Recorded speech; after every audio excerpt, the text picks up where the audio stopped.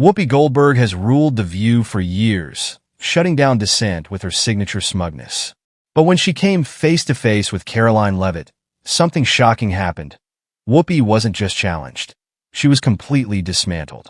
In a fiery clash that left even her co-hosts shifting uncomfortably, Leavitt did what no one else had dared. She flipped The View's own narrative back on them. The exchange quickly spiraled into chaos, sending shockwaves across social media and leaving Whoopi grasping for a comeback that never came. So, what really happened? And why is this moment so important? The studio was buzzing, bright lights, perfectly angled cameras, and an audience primed for another heated discussion. It was just another day on The View, where fiery debates and headline-making soundbites were practically guaranteed. Whoopi Goldberg, the undisputed queen of the round table, sat comfortably in her chair, her signature smirk creeping onto her face. She had spent years dominating this stage, cutting off guests, steamrolling over conservative voices, and delivering her opinions with the authority of someone who expected no real pushback. But today was different.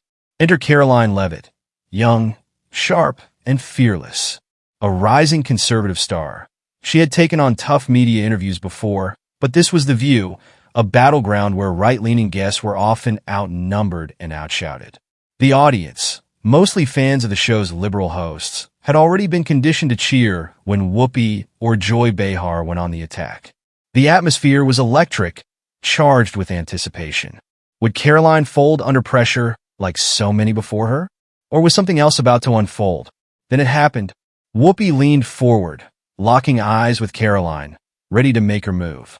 Without wokeness, you wouldn't even have this job, she declared, her voice dripping with condescension.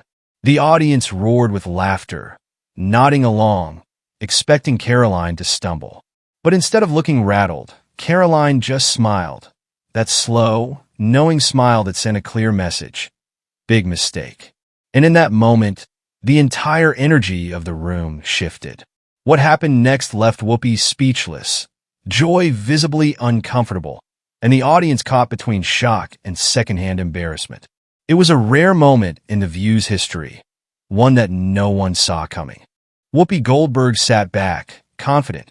She had seen this play out 100 times before. Throw out a smug one-liner, get the audience to laugh, and watch the conservative guests scramble for a response. But Karoline Leavitt didn't scramble. Instead, she leaned in, her expression calm, almost amused. Then, with a measured voice, she hit back. With all due respect, Whoopi, that's just not true. I earned my place at the table the same way you did, through hard work, not handouts. And I find it ironic that you, someone who made a career out of standing up to Hollywood's gatekeepers, are now telling young women they owe their success to wokeness instead of their own talent. The room shifted. A split second of silence, just enough to register that the script had flipped. Whoopi blinked. Joy Behar's forced smile faltered. Sarah Haynes looked like she wanted to disappear. Even the audience, primed to cheer on Whoopi, hesitated. And then, Karoline went further. It's fascinating how the same people who used to fight against discrimination now think we should judge people by race and gender first. That's not progress. That's a step backward. This time, a few murmurs rippled through the audience. A pocket of applause. Hesitant but real. Whoopi's face tightened. She wasn't used to this. She started to speak, but Karoline didn't give her the chance. Let me ask you something, Whoopi. If wokeness is the reason I have this job, then what does that say about your career? Should we ignore your talent and just assume Hollywood only gave you opportunities because you fit a quota? Boom. For the first time in a long time, Whoopi Goldberg was speechless. Joy Behar rushed in to save the moment, waving her hands and laughing awkwardly. Okay. Let's take a quick break, she blurted, signaling to the producers. But the moment had already landed. The energy had shifted. And for the first time, The View's audience had to sit with an uncomfortable reality. Maybe, just maybe, the guest had won. The cameras were rolling again. The break had given Whoopi Goldberg and Joy Behar just enough time to regroup, to reset the balance of power that had just been shattered. But Karoline Leavitt wasn't backing down. Whoopi adjusted in her chair, trying to reclaim control. Listen, sweetheart, she said, forcing a smile. I've been in this industry longer than you've been alive. I know how things work. And the fact is, the reason you're here is because your party is desperate for young, female faces to push their agenda. A predictable attack. The audience chuckled, relieved to be back on familiar ground. But Karoline didn't flinch. She smiled, cool, confident, like a chess player who had been waiting for this exact move. Whoopi, if you want to talk about pushing agendas, let's be honest. You didn't invite me here to have a conversation. You invited me to be a punching bag. The problem is I punch back. The laughter died. She turned slightly, addressing the audience now. Let's get real. The media loves to paint people like me as tokens, while pretending women like Whoopi and Joy are just here because of pure merit. But let's not forget, The View exists to push a narrative. You handpick conservatives you think you can bully, and when that doesn't work, you try to discredit them. Sarah Haynes shifted uncomfortably in her seat. Even Sunny Hostin, usually quick to jump in, was quiet. Joy Behar huffed, shaking her head. Oh, please. This is classic victimhood. You're playing the martyr card because you can't handle a little pushback. Karoline's smile widened. Joy, you've spent your entire career calling yourself a victim of sexism, ageism, and every other ism under the sun. But the second a conservative woman stands up for herself, suddenly she's playing the victim? How convenient. A few gasps. Someone in the audience whistled. Joy's face turned red. She opened her mouth, but Karoline kept going.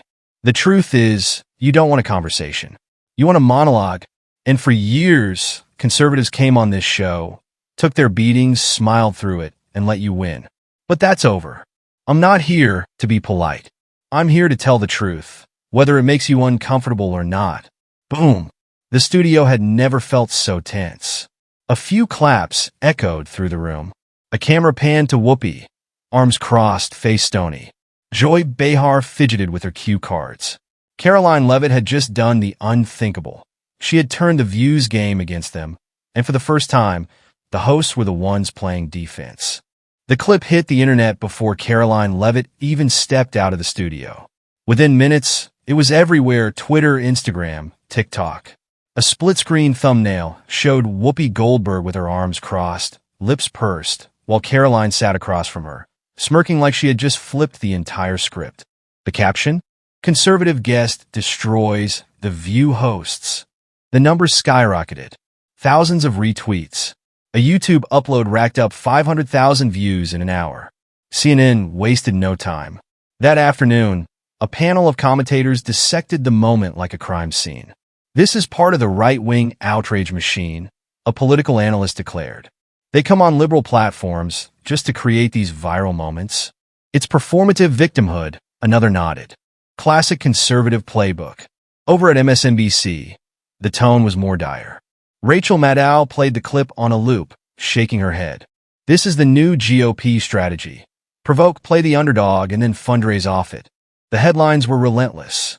Karoline Leavitt turns The View into a circus, the Daily Beast. How the right manipulates daytime TV, Vox. Leavitt's on-air meltdown exposes GOP's desperation, Rolling Stone. But on Fox News, it was a victory lap. Tucker Carlson opened his monologue with a smirk. Ladies and gentlemen, what you just witnessed is what happens when someone finally refuses to play by the left's rules.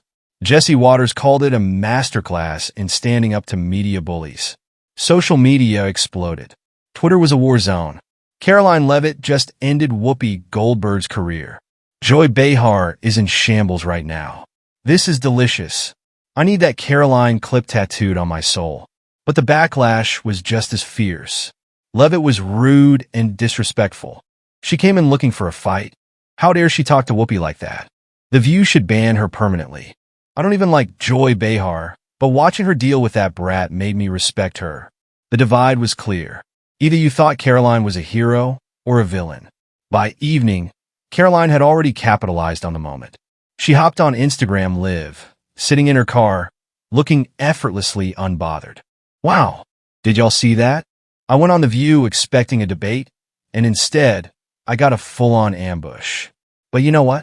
I'm not sorry. Not even a little bit. The comments flooded in. Queen energy. You ate them up and left no crumbs.